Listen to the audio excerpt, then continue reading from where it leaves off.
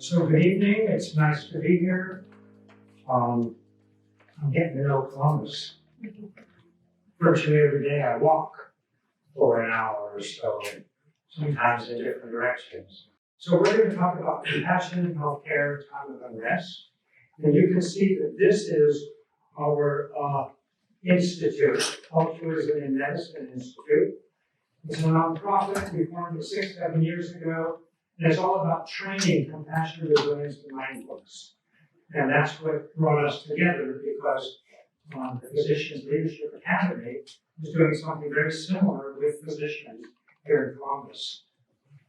So the COVID pandemic has just accelerated burnout. You know, we've been burnt out for a long time, and it's just made it worse. Some of us feel like we're falling apart, we're broken, particularly during this last year and a half, but even before that. The loneliest moment in someone's life is when they're watching the whole world fall apart and all they can do is stare blankly. I think many of us can relate to that. That's Scott Fitzgerald. We become very isolated, living with uncertainty. Uncertainty is relative. I live in India, and if you have 3 or 4 things to do, if you're going to the bazaar and to the market, and you expect you to do them all, you'll go nuts.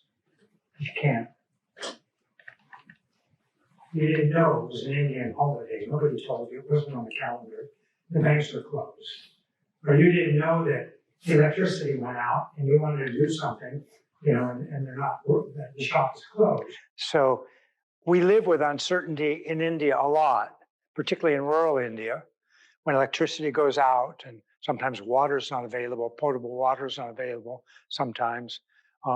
And it's just not as organized as it is here in Columbus.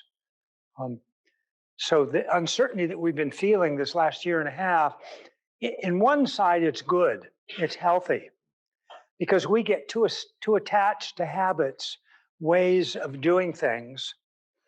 And when those things are not possible, like has happened in this last year and a half sometimes, you know, we don't know how to handle it. You know, we come unglued. So a little bit of uncertainty is actually healthy, although it's been painful for many of us, myself included. We kind of feel isolated. Even when we're together, now we're starting to come out of the COVID pandemic, but then bam, the Delta is, you know, taking off again. We're getting hit again. We have to be more careful, more and more mask mandates, et cetera. I hope everybody's vaccinated. Otherwise, we're taking a risk. So we can be with people, but we often feel like this, isolated, alone. Fear, anxiety, time pressure, depression, all on the rise. We've had all this before, it's getting worse. Not enough time, getting squeezed. We're exhausted, totally exhausted. Batteries on, you know, empty.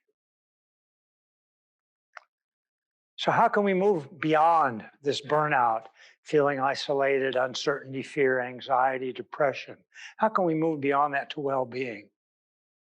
A physician talked to me just before this event about, you know, trying to regain a purpose in her life. We've often lost that. We went to medical school, most of us, because we had a purpose. You know, we may have gone because there was a family, you know, lineage thing, maybe. But most of us went to medical school because we wanted to help people. And we've kind of lost that. You know, we're too busy. We can't, you know, relate to that anymore as well. How can we return to it? So at the end of the day, here's the beginning. At the end of the day, what do you think about? Let's say you did 100 things and 5 of them went terrible. 95 went pretty well. What do you think about at the end of the day? Excuse me? The bad stuff. The bad stuff. Yeah, those 5, exactly. Most of us do that, I think, yeah? We forget about the other 95 that went well. Please remember those things. It's important. And even pat yourself on the back. I did pretty good. It's okay to do that. It's okay to feel good about yourself. Not getting arrogant, but it's okay to feel good about yourself that you accomplished some things well. When you notice self-criticism, and we all do this, we're high achievers and we are down on ourselves a lot. Please remember, number one, you're valuable. And number two, remember that self-criticism, that's not yours. You don't own it. It was imposed by somebody else, usually when we're small. You're a girl, you can't do that. You're clumsy, how can you play football? You're not very smart, you want to be a doctor? Come on. We've had that kind of stuff from others when we were young. And we've just taken it on, as our own, but it isn't our own. So you have the permission to let it go. May not go right away because it's an ingrained habit from you. We were young, but don't follow it. Don't make a story out of it when you're criticizing yourself. Just kind of try to let it be, observe it. Try not to react to it. Anybody have high expectations of themselves? Oh, come on. We all do. We wouldn't be here, right? Expectations of ourselves are healthy, but if they're too high, they get in the way because we can't meet them, and we have a sense of failure. This goldfish is not going to make it. Too high expectation. So it's going to have a sense of failure, depression, and it'll probably die because it won't be in the water, right? Won't make the next bowl. If we just slightly reduce our expectations, the goldfish can now make it. We can have a sense of accomplishment, well-being. So we all have negative emotions. And with that comes this precious opportunity to work with them, to transform or change them into their positive opposites. We call this emotional hygiene. Recognizing our negative emotions, feelings, thoughts, and working to transform or change them into their positive opposites. Anger into patience or tolerance. Jealousy into appreciation. Arrogance into humility. And selfishness into compassion. Okay, we'll talk a little bit about some of the methods to do that. Now, sometimes when we get fully angry and we're screaming and tearing our hair out, we can't work with it. We're overwhelmed by the emotion. We're not seeing straight. We're not thinking clearly. So in order to work with anger, and we all get angry, I'm not even going to ask you because I know we all get angry sometimes. In order to work with anger, we have to catch it early. What are your early signs of anger? What are they? Well, if you listen to yourself, you feel uncomfortable. You feel uncomfortable if you listen to yourself. Beautiful. Thank you. Anthony Anthony. Thank you, Anthony. Yes, please.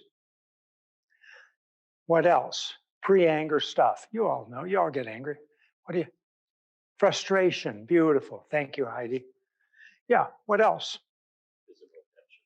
Physical tension, like the muscles are tensed up in the body. Good. Thank you, Alan.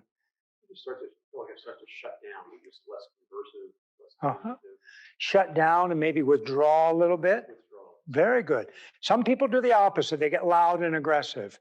So you have to check in yourself, see what your reaction is, your early signs of anger. Sometimes the heart, yes, please.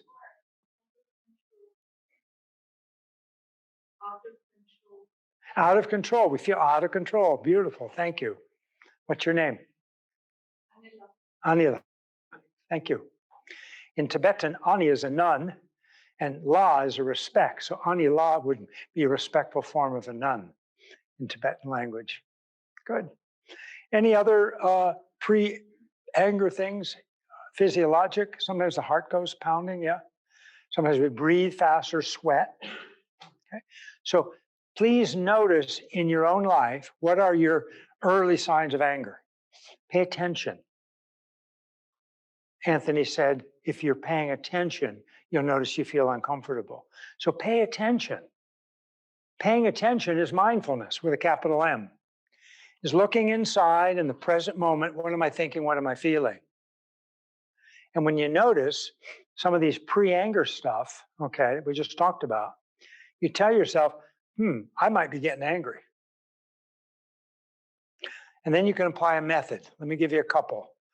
I'll give you two that are on the this is imagination. So you imagine that your pre-anger stuff become a cloud. And you imagine that cloud is in the blue sky, drifts and completely dissipates, dissolves 100%, along with your pre-anger. You're not suppressing it. That doesn't work. That's not healthy. And it won't work the first time, guaranteed, because we've been getting angry since we were little. We got a real ingrained habit going here. But if you're persistent, again and again, apply this method, it'll work. It's worked for me. I rarely get angry. And if I do, it's not a big deal and it doesn't last long. So I've been working at this for a long time. Okay. Another method is also imagination, crystal ball. Imagine that early anger is a crystal ball, you're palming it, like a basketball. And you drop it, imagination, on a stone floor. It shatters into 1,000 pieces with your pre-anger. Okay. Give you a third method. It's kind of understanding. If I'm getting angry with somebody else, I think that other person's provoking me. They may think that I'm provoking them. Usually it's a two-way street when we get angry, right? Both are kind of involved. If I think the other person's provoking me, I know that he or she is not happy. Why not? People that provoked are not happy. When you're happy, you don't provoke. You don't go around provoking people. Then I say to myself, why? Why is she or he unhappy? So what are the things that make you unhappy? What could be making that other person unhappy? Not getting what you want. Beautiful. Thank you, Anthony. What else? Sorry? Difference of opinion. Difference of opinion. Very good. Thank you. Yes, please. Fear. Yeah, anxiety. Perfect. Thank you. What else? Not able to read my mind. Sorry? Not able to read my mind. Not able to read your mind. Got to keep meditating to do that. Good. Economic issues. Yeah, lost a job, worried about losing a job, lost a business, worried about losing a, those are real things now, aren't they? Excuse me? Grief. Beautiful. Other person might be grieving. Excellent. Thank you. Health issues. Kind of like grieving. They're worried they've got COVID. They're worried about their mother who's sick in the hospital with COVID, right? So health issues, financial issues, emotional issues, relationship issues. I just think that. And it takes me less than a minute to go through this kind of, list. And what happens to the early anger when I don't pay it attention?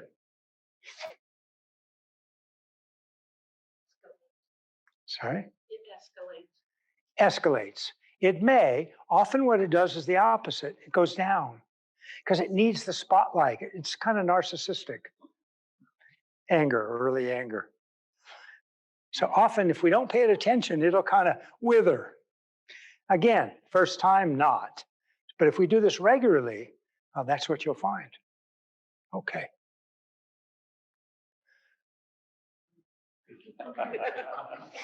So you're a pretty relaxed group of physicians.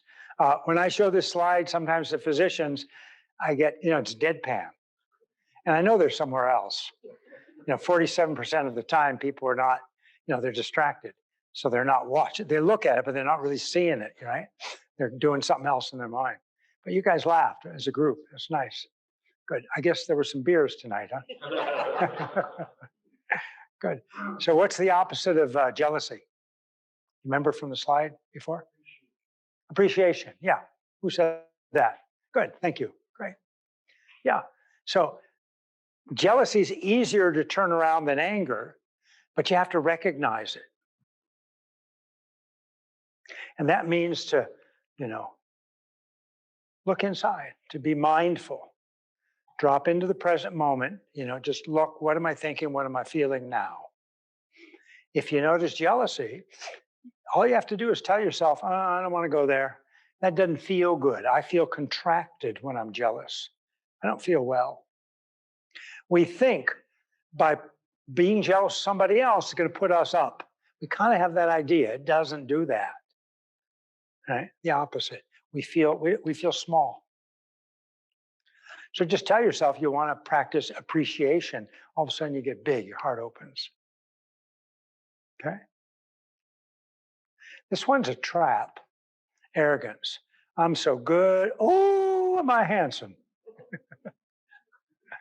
You ought to see me on the basketball court. I'm better than anybody. East of the Mississippi, west of the Mississippi, anybody. I'm best. Boy, am I smart. Ooh, am I smart. Nobody can think like I can. Arrogance. You lose all your good friends. You end up in a prison. You die on the vine because you don't learn anymore. You don't listen to people. You don't read. You don't take in new information. You don't check on, what you know. Is it still correct or incorrect? Because you think you know it all. You kind of die on the vine, arrogance. If you find yourself hanging out in arrogance, get yourself out. We need to get out of jail free card, to get out quickly. Because if you get stuck there, life gets miserable. I think he was arrogant. Where was this? After high school? After college? After high school, I worked for a year at a CSC, the Computer Science Corporation. Mr. Fletcher Jones was the founder and the owner and the CEO. It's one of the first software companies. It's become large, apparently. I think it's in Texas now. It was in California then. And Fletcher Jones lived outside of LA. His business, the headquarters, CSC, were there in LA. And he'd fly in his own personal plane every day. He'd come in kind of late. He had it all set up. Other people were doing the work. And his plane crashed one day. Only he was in the plane. And his secretary, who knew him very, very well, and I were friends, and she was sure that he committed suicide. Fletcher Jones was wealthy. At that time, it wasn't a billionaire, it was a millionaire. He was a millionaire times over, yeah. Extremely handsome, from Texas, been married a couple times, didn't work out, and took his own life. He was arrogant. Anybody have monkey mind? Do you know what it is? Yeah? Monkey mind is when the mind just keeps jumping around. It's always kind of multitasking, distracted, jumping around. I see a lot of smiles. Yeah, we have monkey mind, most of us, right? That's why we don't sleep very well, yeah? When we get the chance to lay our head on the bed or body on the bed, we don't sleep so well because the mind's just going, right? Can't turn it off. The more we meditate, do even a 5-minute morning meditation, gradually our minds will be more stable, less distracted, less monkey mind. Less stimulants. So cut out all that cocaine and crack. Sorry. Cut out all that caffeine and the nicotine and the sugar and all that stuff. Cut that out. That's not good for you. Okay. And it makes more monkey mind. And get good sleep. Get good sleep. More and more, we're finding that sleep is so critically important, and we don't.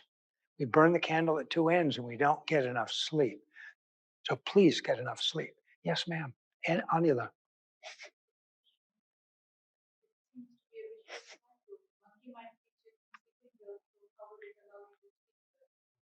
Monkey mind keeps you from sleeping and? Sleeping well. So how can you sleep well? if you have monkey mind? Well, you have to do some of the things I mentioned. You know, you have to try to calm down sometimes during the day too, particularly an hour or two before you go to bed. You know, try not to crunch. You know, your mind should be very relaxed. Regular exercise, less stimulants, um, all those things will gradually help. Um, you know, we're under a lot of stress now, and it's not going to be easy. I'm not saying this is a, a complete fix. It's not, but those things can help. And when you're laying in bed with a monkey mind, then you meditate a little bit. It'll calm things down. That can also help you get back to sleep. So we talked about, putting ourselves down. And I'm going to leave this because I'm going to come back to it in a moment. So this is resilience. It can be taught. This gentleman has no arms and he paints good calligraphy with a brush in his mouth. So resilience is trainable. The greatest glory in living lies not in never failing or falling, but in rising every time we fall. President Nelson Mandela. He spent how many years of his life in prison? Many. I don't know the actual number. Anybody know? 27. Thank you. And this is what he says. Yeah, incredible. There's a similar saying in Tibetan, which is 9 times failing or falling down, and 9 times picking yourself up and moving forward. No guilt. There's no guilt in the Tibetan language. There's no concept for guilt in Buddhism. There's remorse, there's regret, but these are free of guilt. They're just meant to kind of get you moving forward. There's no guilt is not part of it. So when the Dalai Lama was first introduced to the notion of guilt and self criticism, where we really get down on ourselves, he didn't understand it. It took him a while to understand it. It wasn't part of his world. And now he understands it. But at first, he just didn't get it. Every man or woman must decide whether he or she will walk in the light of creative altruism or in the darkness of destructive selfishness. Dr. Martin Luther King Jr. So now I want to talk about this is healthy self-confidence. It's putting nobody down, not myself, not the other person. So if we're looking inside, if we're, checking up, and we notice put down, either putting myself down or putting the other person down, tell yourself, don't need to be there. Not healthy. It's not physically healthy. It's not, mentally healthy. Okay. So this is free of putting yourself down and free of putting other people down, arrogance. Okay. And you just got to check up and see when you're in a put down mood, tell yourself, wait a minute, this is not healthy self-confidence. I don't want to be here. Do that again and again and again. Train yourself, or I should say retrain yourself, to have this healthy self-confidence. So these are some of the benefits of meditation or mindfulness. It should be with a small m. I have to change that. Mindfulness with a big M, capital M, is looking inside in the present moment. What am I thinking? What am I feeling? And then adjusting, okay, like we talked about. With a small m, it's concentration meditation. Mindfulness with a small m means the same thing as concentration meditation. These are the benefits. You can see first, focused attention. If we do regular meditation, gradually we're less distracted. Our minds are more focused. They're more calm. When our minds are more focused and calm, we can learn better. Right? Makes sense. And a lot of young people, there's research to back this up. And a lot of young people are meditating before exams because they've read that performance on exams is enhanced after meditation. Broad perspective, we have less clutter, less junk, we can see more. Our minds are more, we have a broader perspective. And therefore, we can make better decisions. And that's why the business community is going for this stuff in a big way. Athletics, big way. education. Not as big as I'd like, but some communities are going for this for that reason. And then improved both physical and mental health. We've got some slides to show that. This is a class of third graders, 8-year-olds in Tacoma, Washington. Kind of a middle class, working middle class neighborhood. And they have a principal that has trained them, that is into mindfulness and is encouraged, but not mandated, the teachers to bring this into the classroom. These kids were incredible. They were doing giving, they were doing, sharing, kindness. They get stars for all that stuff. And they were doing mindfulness meditation. An amazing group of 8-year-olds. It's even cool to meditate with dark glasses. Your choice. So what is meditation? A few general outlines. It's training our mind to be happy and healthy. Okay, just a general understanding of what meditation is. It's mental training in a positive way. It's cultivating stability and clarity. Stability means non-distraction. Clarity is not of the object, but the mind is clear. Sometimes you are in a situation, sometimes with music, art, or maybe athletics, or you get endorphins when you're doing your running every day, and your mind feels very clear. So mental clarity, like a bright laser. So we train the mind to be in the present moment. And when we're in the present moment, we're not in the past, we're not in the future. So there's no planning, no expectations, no worry, no anxiety, no fear. Because all that happens in the future or the past. So training ourselves to be in the present moment is very healing. There's a lot of joy there. And investigating reality. Anybody ever asked the question, who really am I? No? Yes? Maybe? Yeah. Yeah, good. So we can actually do a type of meditation I'll mention in a moment, which is analytic meditation, where we can investigate deeper. For example, the question, who am I? So there's 2 types of meditation. One is concentration, okay, which we've been talking about, the benefits. And we have several different objects we can use for that concentration meditation. It can be the breath. It can be an image, mental image. It could be the Buddha, it could be Jesus Christ, it could be a hero. So for me, it might be Albert Einstein. Size of your palm, on your head, on your crown, on the top of your crown, or in your heart, facing the same way you are. And you just focus on that mental image. When you get distracted, come back to it. You're training the mind to be non-distracted, okay? Or you could use the mind itself, which is awareness. When you get real quiet and your mind's not jumping and you're not in the future, not in the past, you're in the present, that's awareness. So drop in right now to a present moment, into awareness. Go ahead, drop in.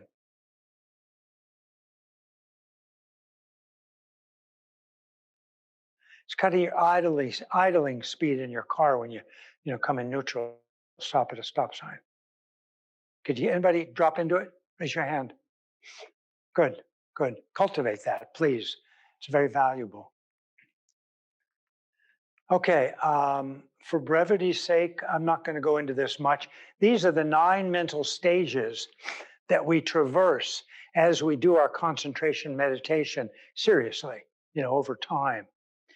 We start by, not being on the object very much, then we're on the object half on, half off, then more on, then off. Then we're on it all the time, 4th stage, but we're multitasking. The mind can do both, can be on the object and also on something else.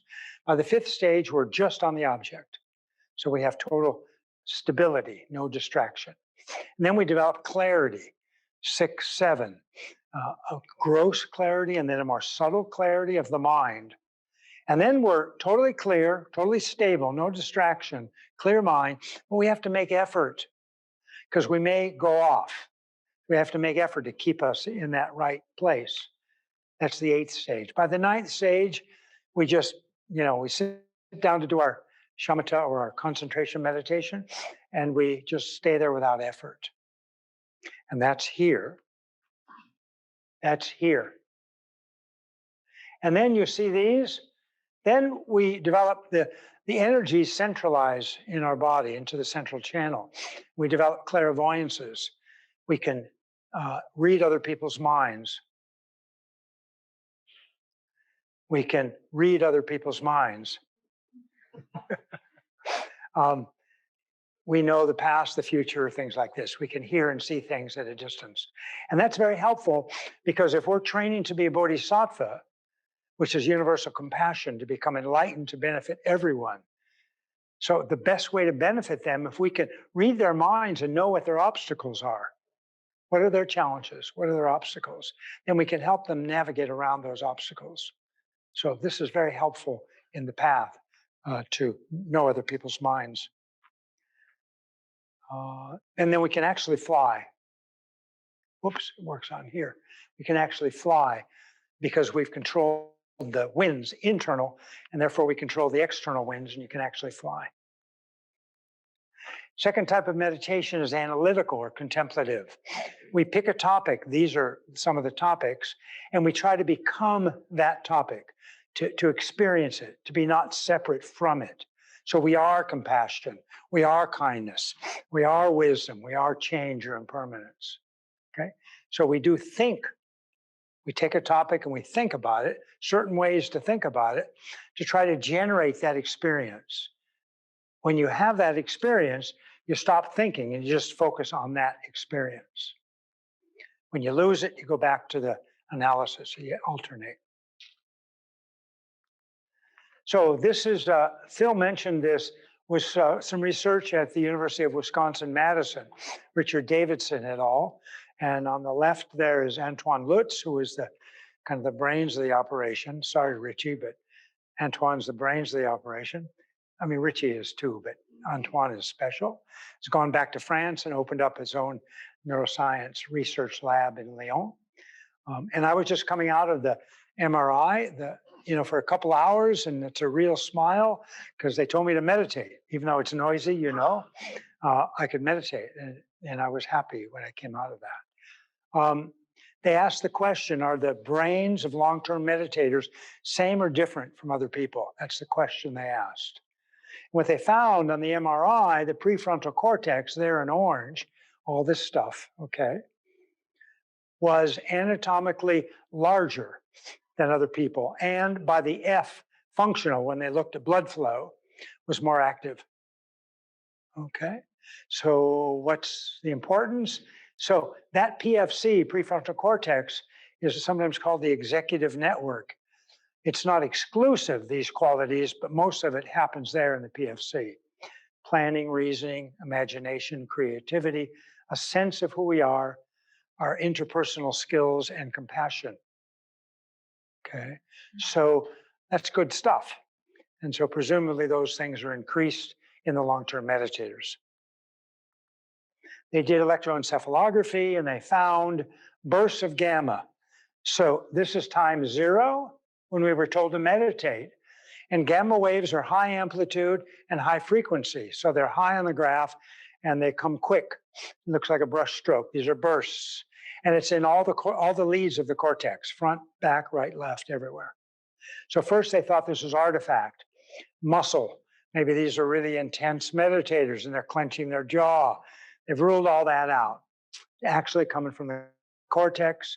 Many, many articles have appeared in proceedings of the National Academy of Sciences, PNAS, Nature Science. It's good stuff. Published in the best English language peer-reviewed journals. What does it mean? So they think, so the gamma wave bursts reflect the number of neurons firing in synchrony, suggesting large-scale coordination of the neural networks across the cortex. So the neurons are talking to each other across the cortex. This is new stuff. I think the first talk we gave was over at Children's. There were a few neurologists, and we had a discussion with them. And one of them told me that it was her understanding that, that within the cortex, there could be a few centimeters where there could be communication. But this is pan cortex. So this is new, and I'm pretty sure it'll be in the neurology textbooks. Okay, I want to show you a little bit of, this is of research. This is some research on compassion training. It's a 6-week program, okay? The control group got health education. And then after the 6-week training, both groups were stressed. A microphone was put in front of their face, and they were told to talk to 1,000 people. Most people get nervous, right? And that's called the Trier Social Stress Test, TSST. So this is what they found. So this is average meditation per week. So this is more meditation. And this is a logarithmic scale of IL-6, interleukin 6, which is a measure of, it's something to do, it's in the immune system, it's a complex system, has to do with inflammation. And showing here that more meditation, less IL-6, and remember this is a logarithmic scale, so it's actually, much greater. So more meditation, less inflammation. Okay, and that's real important because now we're finding lots of chronic diseases are associated with microinflammation here, there, or wherever in the body. So this is an important finding. This has been repeated, been replicated. Now this shows, this is cortisol on the y-axis, okay? And the gray is where it's statistically significant. And you can see the control group are the higher line, and the lower one, the circles, are the group that got the compassion training. And you can see after, here's where they were stressed. And for about 30 minutes, there's a statistically significant reduction, lowering of cortisol in the group that got compassion training, so less stress, okay? This is a good research out of Oxford, Mark Teasdale, Seagal, and Mark Williams. And they developed this MBCT, this mindfulness-based cognitive therapy. It's basically a concentration meditation. And this is a group of people with depression. And what they did was they went out nearly 2 years, 600 days, okay? And they had 3 interventions. 1, meditation. 2, medication. And 3, placebo, neither. Didn't get either of those, okay? Here's what they found. They're looking at survival. Survival means no recurrence of depression. Depression tends to recur. So survival means no recurrence of depression. Both groups that got the meditation and the SSRIs, the antidepressant medications, were about 75% survival. Means 75% of the people with depression over nearly 2 years did not have recurrence of their depression. Whereas the placebo group here, after nearly 2 years, they had about 20% survival. 80% of them had recurrence of their depression. So I tell my patients to, take SSRIs and meditate. The young people sometimes tell me, I don't want to take that medication. I heard it reduces the libido, and I'm cultivating a relationship. Okay, then meditate. Somebody else says, meditation? Are you crazy, doc? I can't do that. That's not. Okay, then take the medication. But ideally do both. Okay, physical health benefits from meditation. So first I want to show you what happens with aging. You all know what this is, yeah? Chromosome. And what's the yellow? Come on. Huh? Telomeres.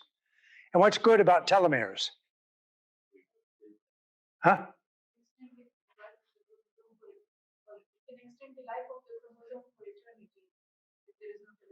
Yeah, so long life, longevity. Good. And what helps keep the telomeres long? It's this enzyme.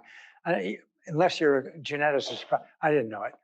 This enzyme helps keep the telomeres long. It's telomerase. Okay, so this is what happens in normal aging. I'm going to show you a couple slides. Watch closely. You see, everything shrinks.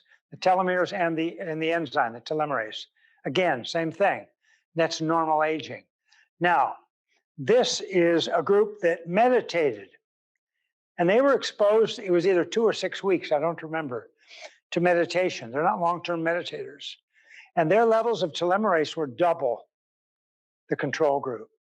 Suggesting, we don't know yet, it's early research, suggesting meditation can help you live longer and have less chronic disease. So we all want to be happy and none of us want to hurt. Now I want you to wake up. I want you to listen. I'm going to say it again. We all want to be happy and none of us want to hurt. Please remember that. Next time you meet somebody, please, every time you meet somebody, remember that. Just like me, she or he just wants to be happy, doesn't want to hurt. And if you do that, your relationship will be more successful, better relationship. You'll feel closer. There's a growing body of evidence from Stanford Medical School that kindness, kind medical care, enhances wound healing. This is post-surgical wound healing. So less time in the hospital, shorter hospital stays. And of course, I shouldn't say of course, but it also reduces pain, anxiety, and blood pressure. Stanford Medical School. We talked earlier about trust at the very beginning. The relationship with our colleagues and particularly our patients, it's crucial. So this boy could do anything, put his finger in the nose of the dog if he wanted. Dog wouldn't mind because they trust each other. They're good friends. Okay? Trust is very, very important. I believe trust is based on respect, mutual respect. And respect comes when we're honest, when we have integrity. Okay? So we're honest, we have integrity. I'm not talking about brutal honesty. You know, if you have a very difficult diagnosis to give, it doesn't mean you have to just blurt it out. You ask them what they want to know and you give them what they want, maybe over time. You know, do it in a kind way. But you be honest, you know, and you're seen as honest and have integrity. And then you develop trust. Then you develop respect.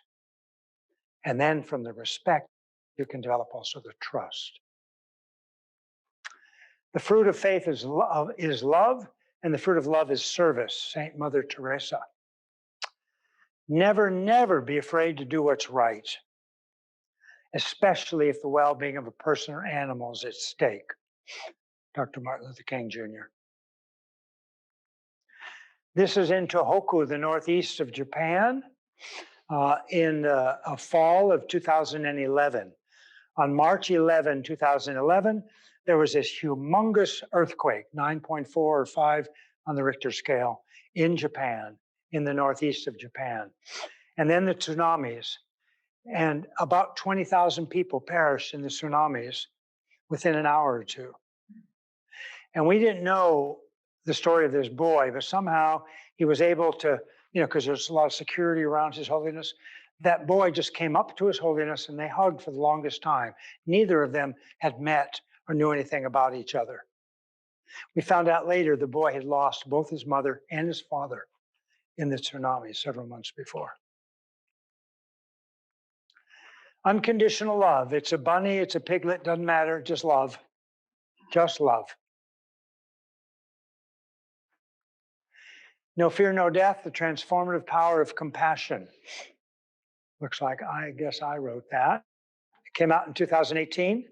It's kind of what we've been talking about here, similar kind of topics around compassion. Nagarjuna's Wisdom, another book I guess I wrote. It came out in 2019. It's more technical about Buddhist wisdom. You know, who are we really deeply? This is a book by Trzekiak and Mazzarelli, 2 docs, an ER doc, and one was doing more administration. And they were kind of naysayers about compassion. They thought it was soft, no place in medicine, but they weren't sure. So they decided to look at all the research. They went through all the, you know, literature search for 2 years. And then they wrote this book. It just came out a few months ago, last year, called Compassionomics. It's a good book. It's, you know, they put a little humor into it. They write it kind of simply, but in the back, they have the references for all the different research that supports compassion and healing and the benefits of compassion in healthcare. Compassionomics. This is our Altruism in Medicine Institute. It's altruismmedicine.org. It's our website. Come and visit us if you'd like. We are social media, have a presence. On Facebook. It's a public figure site. My name, Barry Kerzin. Same stuff. We only do teaching twice a week. There's no chatting. Doesn't allow me to chat. I don't want to chat. And I just post twice a week some teaching, similar stuff that we're doing tonight. So if you're on Facebook, come and have a look. We have some other presence in social media. And thank you. So let's transition. We have a half an hour. Maybe we'll do about 15 to 20 minutes of discussion, and then we'll do some meditation. We'll finish at 8.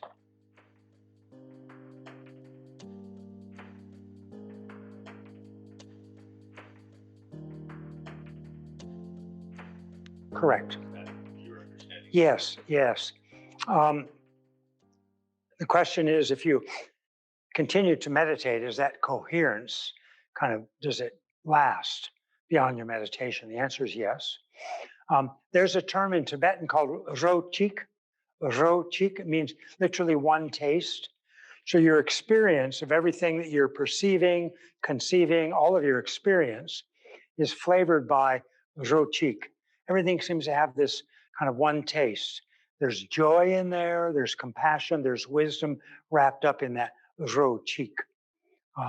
It feels like everything is in perfect balance.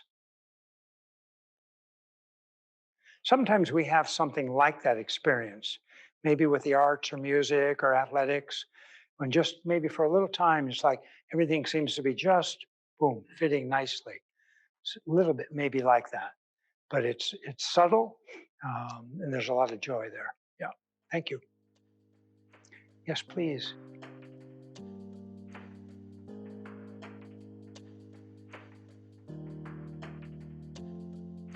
So the term compassion fatigue, I think, is a misnomer. It should be empathy fatigue. So that brings up the question, what's the difference between empathy and compassion? So empathy is feeling like the other person's feeling, stepping in their shoes. We're too close. We're kind of right in their face. I call that we're enmeshed from the addiction literature, right? Enmeshment. And we can't see or think clearly because we're overwhelmed by the sadness. Okay? We often inadvertently take on the other person's suffering, and that builds, and that can lead to burnout and empathy fatigue. Compassion is the wish and the action when we can to reduce or eliminate suffering. The wish and the action when we're able, when we have the skillful means to reduce or even eliminate suffering. With compassion, we take a half step back emotionally.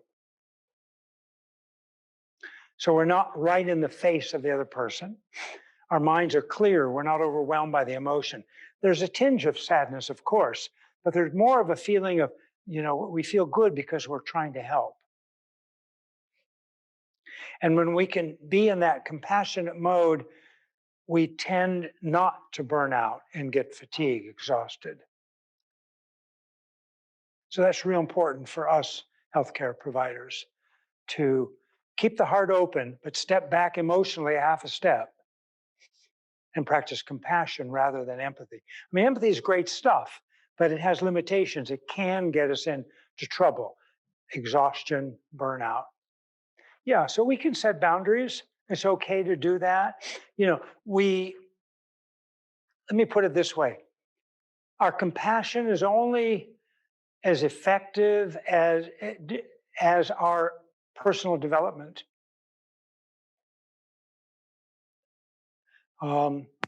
So we don't always have to give, and then end up burning out. Because we have to pace ourselves.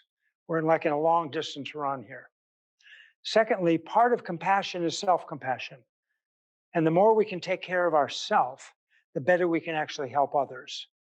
Now, some people can't take care of themselves very well, a lot of us, and we take care of others very well. We feel like we're being taken advantage of. So if we can take better care of ourselves, we'll be less likely to be in a situation where we feel that we're being taken advantage of. So we're making sure that everything is okay here first, and then we go out and help others. I mean, we do both, but try to do both. Try not to neglect our own self, our own well-being, our being kind and gentle to ourselves. That's also very, very important.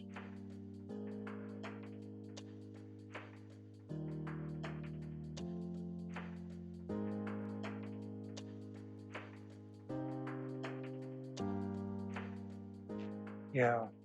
Well, I think first, as you've mentioned, is to recognize it.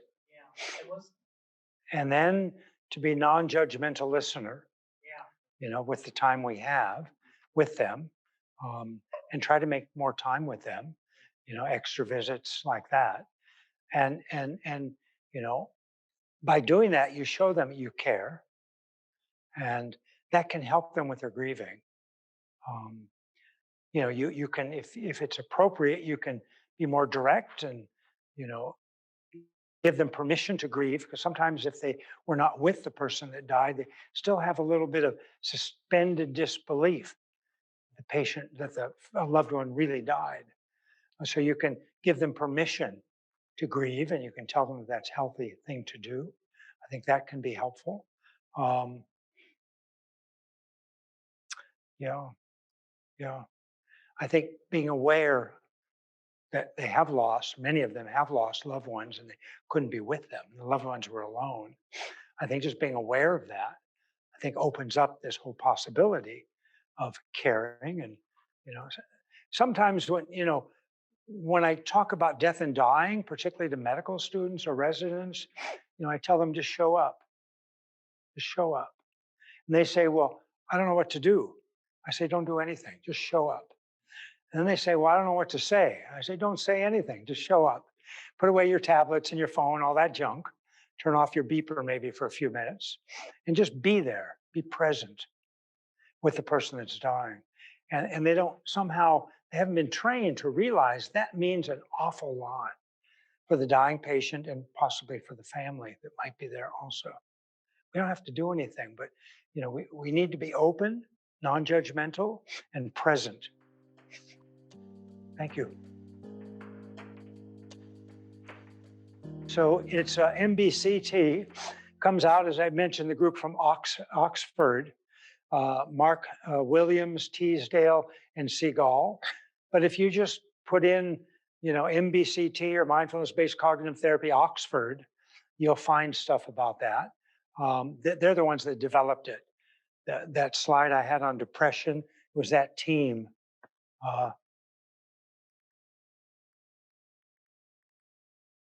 Oops. Here's Mark Seagal, and Teasdale and Mark Williams.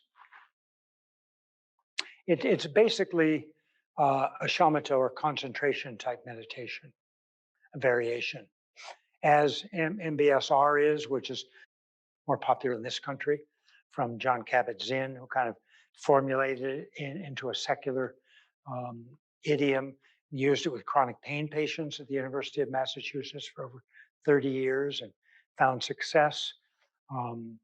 People didn't, if you ask the people that went through the program and were, considered sort of successful people in terms of going through the program, you say, well, isn't it wonderful to be free of your pain? And they say, no, I still have my pain. I say, what? I thought you went through the program and you were successful. They say, yes, but my life has changed.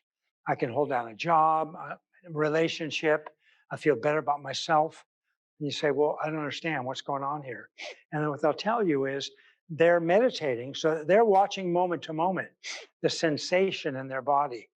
They're not conceptualizing it as pain, at least much less. Because when we do that, it's another overlay and it makes it worse.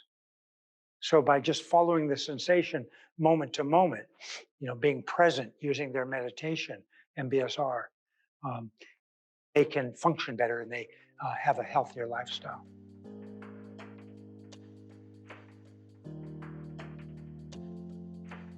How are we going to get out of it?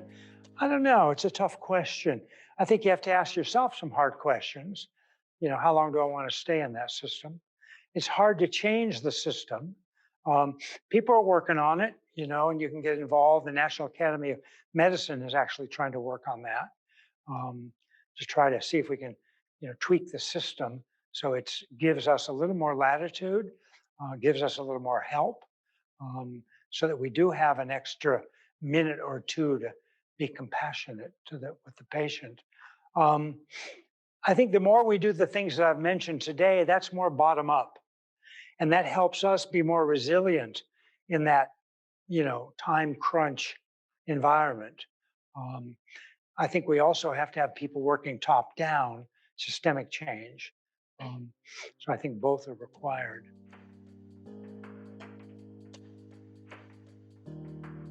So we'll do the first type, the concentration meditation. And we'll pick the first object, which is the breath. So we're going to concentrate, place our awareness at the base of the nose here. Okay. When we get distracted, first recognize, oh, I'm distracted, and then bring your awareness, your concentration back to the base of the nose. Okay. Let's see, let's turn either silent or off your cell phones and your devices, please.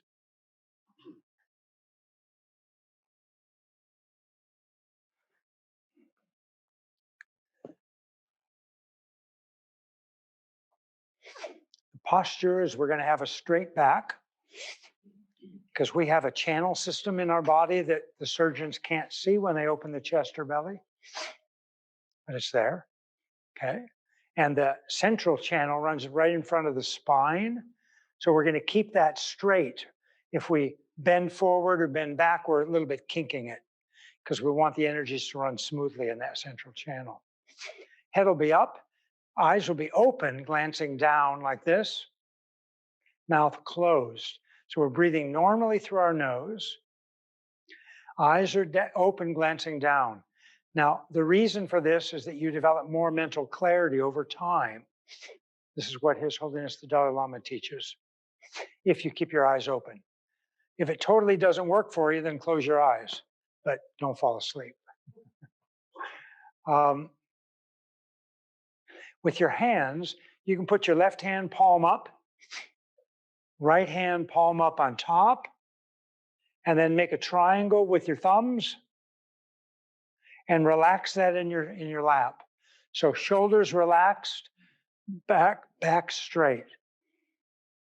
So that's a look, balancing alertness and relaxation, which we do in meditation, we do in life too. I mean, ideally, balance alertness and relaxation. Good. So I'll meditate with you. We'll do it for about 5 minutes, maybe 10, depending on how we do. And I'll kind of watch the clock. And I'll meditate with you.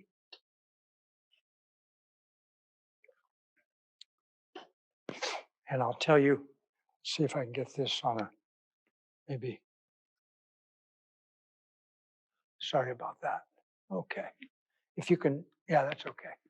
So please meditate.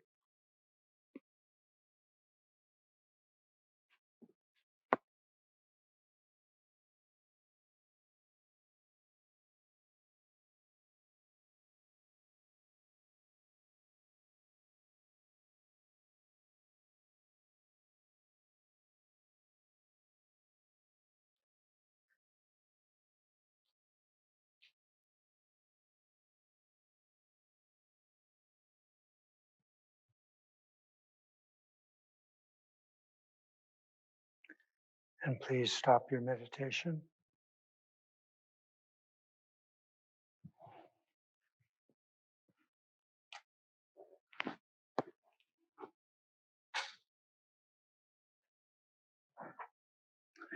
So how was that? Monkey mind? Anybody get tired and kind of almost drift off? Yeah, we're tired. We work too hard. Please don't judge your meditation. This is very, very important. Please don't judge it. And don't judge yourself. If judgment comes up, just let it be. Don't follow it. Don't own it. A lot of things are happening invisibly. Regularity is really important. Do it every day. Set a time in the morning, even a place in your home, in your apartment, wherever you live. Put a chair, put a cushion, tell other people, don't disturb me for 5, 10, I'm just going to be quiet. If you have kids, you can invite them in if you want. Tell them, be quiet, don't disturb. But if you want, you can invite them in.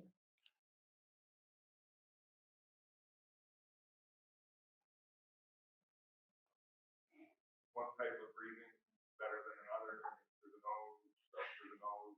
Yeah. Yeah, this is just normal breathing through the nose. So we close our mouth and just breathe normally. Don't change our breathing for this one. And some of you may have noticed at the base of the nose, you may have noticed the sensation of the air passing at that point. You're not following it all the way in, all the way out. But at that point, you may have noticed the sensation of the air passing. If you do, focus on that sensation. It's perfectly fine.